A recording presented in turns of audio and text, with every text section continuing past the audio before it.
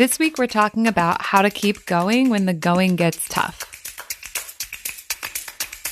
You are listening to Love Your Job Before You Leave It, the podcast for ambitious, high-achieving women who are ready to stop feeling stressed about work and kiss burnout goodbye forever. Whether you're starting a business or staying in your day job, this show will give you the coaching and guidance you need to start loving your work today. Here's your host, career coach Corey Lynn. Hey, y'all. It's podcast day. What a fun day. Love being here and talking to y'all and sharing my teachings and concepts with you so that you can have way more fun, way more meaning, way more delight in your work and be super productive, work on your own terms. You know, all the good stuff, all the stuff we want that we think we can't have at once. That's what I'm here to help you have all of. And I'm pretty excited today to talk about a lesson near and dear to my heart, which is how to keep going when going feels hard.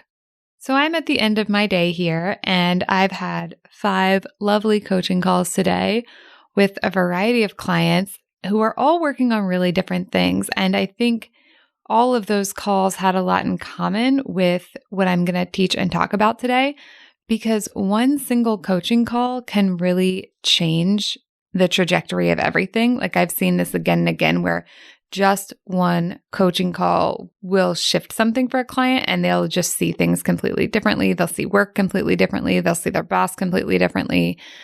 But sometimes we're also working on things over a longer term where we're not just changing one thing. We're not just tweaking something. We're creating a really big goal, or we're working on something that has a lot of moving parts and we're trying to create something like a really big result in our life, right? Like maybe we're trying to create a promotion.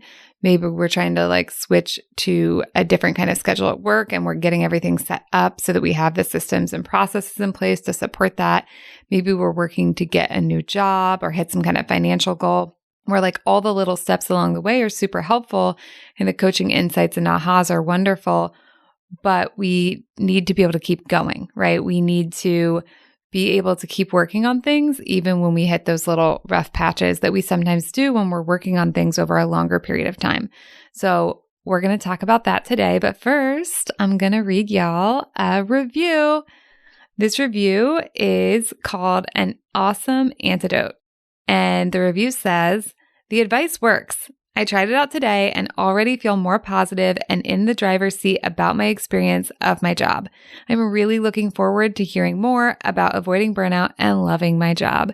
Thank you so much for this lovely review, and it's my pleasure to share this work with you. I'm so glad it's helpful for you." That's exactly what I want, because I want all of y'all to have meaningful, joyful work, and I believe it's possible. That's a big part about what the vision and mission of my business is that I think even though work is work, obviously, I think it can be fun and I think we can have really wonderful experiences there, empowering experiences at work. Even in a culture where there is so much institutionalized oppression, I think we can unlearn that internally, which will change how we show up to work. And then we can also do the work to change policies and institutions. And I think it's easy to become cynical and to think like, God, why even fucking bother? And I get that. I've spent some time in my own life being cynical from time to time, but I don't think it's useful because when we're cynical, then we're just like, well, it's never going to work. So why bother? Then we don't do anything. We don't make any changes. Then nothing does change. Whereas at this point in my career, I'm like, nope, I believe in my vision. I believe in my mission. Like, I don't think it's going to be the easiest thing ever. But that's okay because I'm in it for the long haul and incremental growth and moving in that direction. Like even if we never make it to where my vision is, even if we just move in that direction, I think that's going to already put us in a really amazing place versus if we stay cynical, we just have more of the same or even worse than what we already have because we don't do any effort to create the life and the world we want to have. So that really lends itself to our topic, right? Which is how to keep going when the going gets tough. So the way I'm going to talk about this, I'm going to presuppose a few things. I'm going to presuppose that you have big goals. I'm going to presuppose that you're working full time, but your dreams are much bigger than that. And you're trying really hard to bring them to life, but you're also getting a bit tired, right? So that is kind of the starting point for this week's podcast You've been hustling, you've been focusing, you're just not where you want to be yet. You used to feel so hopeful, but now you just want a nap. And you may be in that kind of cynical place, like I was just talking about, like wondering if it's worth it, wondering if it's ever going to happen, wondering if you want to keep doing all the effort and keep doing the self-improvement and keep doing the extra practice, whatever the things are that you're doing to try to get to your goal, whatever that may be. And you're like, oh, is it really going to get me there? Is this really going to work? Why is it taking so long? And in your darkest moments, you might even wonder, like, am I actually cut out for my goals? Is it even possible for me? But what if that's just the wrong question? What if the question isn't, am I cut out for this? Or should I be there already? What if a better question is, how do I need to do this work in order to be able to show up and keep showing up for as long as it takes? Right? Anytime we're working on something that's bigger, that has many moving parts, or like a goal that we are going to need to take a lot of action on and try and like succeed before we get to the ultimate thing, then it's not just about doing it. It's about continuing to show up. It's really about sustainability, right? So you, of course, don't have to keep working on whatever you've been working on. You don't have to keep working on the same goals if you don't want to, and there's nothing wrong with pivoting. But if you do want to keep working on the current goals and you just need a better way of doing it, that's what this podcast is for. And I realize for some of you, you might be like, I'm actually not working on goals. I'm just like trying to live my life and not hate my job. So I think this applies to that too. I would just repackage that and call it a goal. If you've been hating your job for a while and you want to not hate your job or even gasp, love your job. Yes, I did just say gasp versus gasping. This is how I talk sometimes. I also think in emojis, but I didn't want to really gasp. I don't know. It felt weird. Anyways, back to the topic at hand. If you want to radically change things in your life, whether it's achieving a big goal or just really changing how you think about something when you've been thinking about it in a different way for a long time, this lesson will work for you. Okay, so the answer to the question, how do I need to do this work in order to be able to show up and keep showing up for as long as it takes, is this.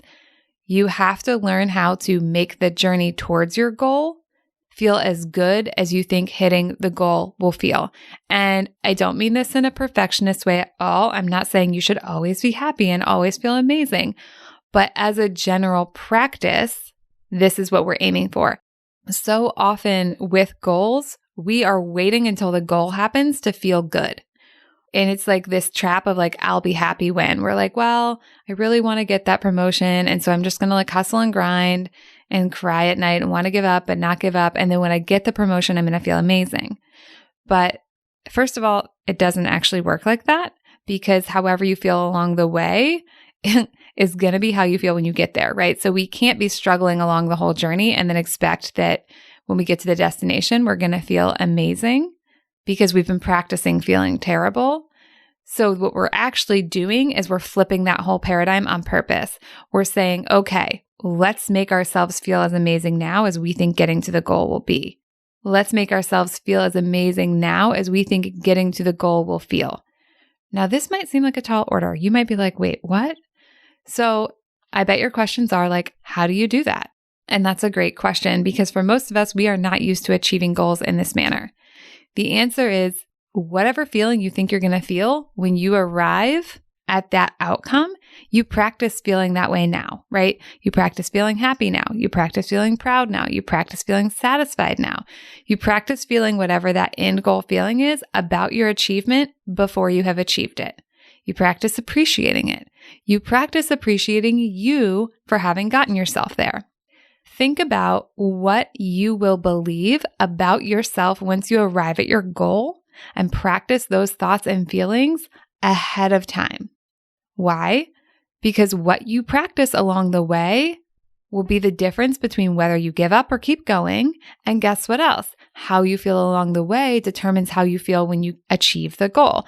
Like I was saying before, whatever we practice along the journey is the feeling that we'll get at the destination. So if we practice hustling and grinding and telling ourselves we're not good enough because we're not there yet, then when we achieve the goal, we're going to feel like we're not good enough and like we're not there yet, even though we've achieved the goal. Whereas if ahead of time we're like, I'm so awesome for doing this work. I'm so brave. I'm scared and I'm still showing up. See, this is my point. Like, you don't have to be 100% happy. It's like not a perfectionism thing. We can be scared along the way. We can be nervous. We can be uncomfortable because growth, let's face it, often is uncomfortable. So I don't want you to confuse like the destination feeling like the journey to say like it has to be all rainbows and daisies. It doesn't, but it means that we're practicing ahead of time that satisfaction that we think we're going to get from the goal, right? So often when people do goals, they feel dissatisfied the whole way, and then they do give up. They don't want to keep going because their goal becomes this symbol of failure because we're not there yet. Whereas what I'm suggesting is that you see your goal as a symbol of triumph even before you've achieved it. You celebrate your awesomeness for having the goal and for working on the goal, and you celebrate it the way you would if you'd already done it, even when you haven't done it yet.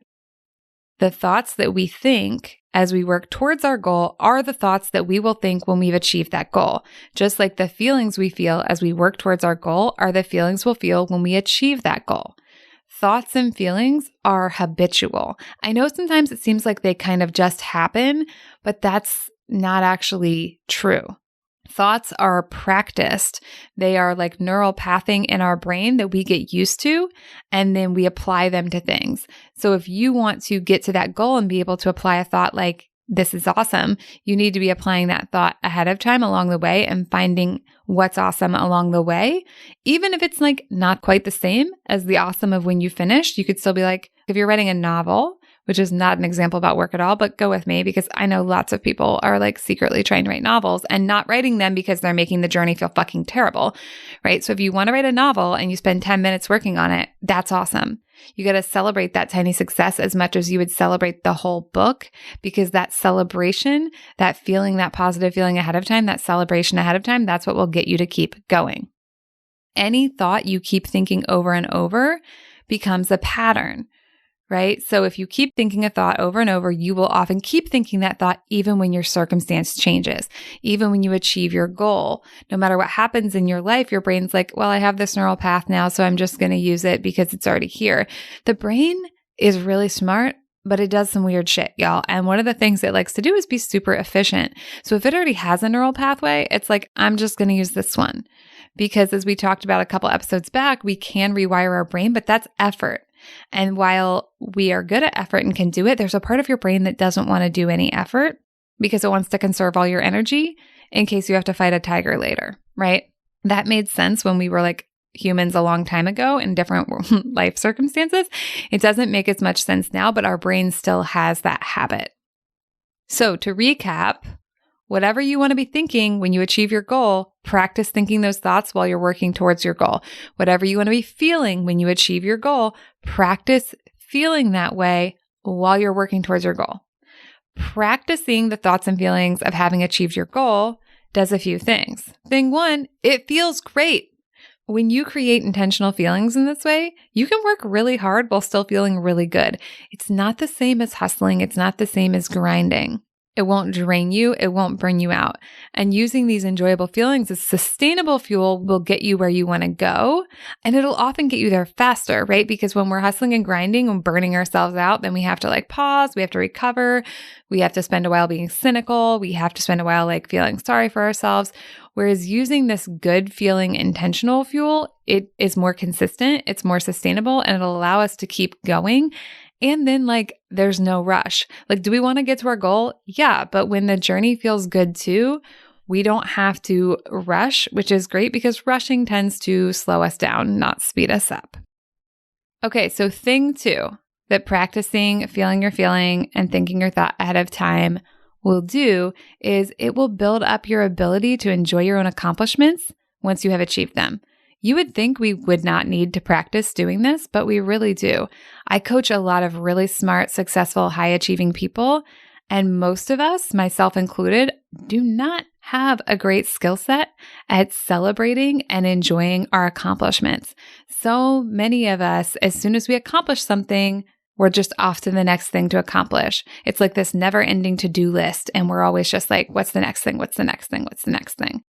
When we can build up our ability to enjoy our accomplishments, again, it feels really good, but it's also excellent fuel. And when we don't do it, we either don't make it to the next accomplishment, or by the time we get to it, our brain is on to the next goal without any delight or celebration at all. So I kind of see this going multiple ways, right? So for some people, they stop achieving things because it doesn't actually feel good to achieve those things because they're not giving themselves any time. And then for others of us, and I was kind of more in this camp, we keep achieving things, but no achievement ever feels good. And it just feels like you're living your life on this crazy fucking hamster wheel. And when people get in this place, they tend to like look at the job and be like, oh, this is the job's fault. I don't like this job anymore. But sometimes it's actually just that we stopped enjoying our accomplishments. We stopped celebrating ourselves.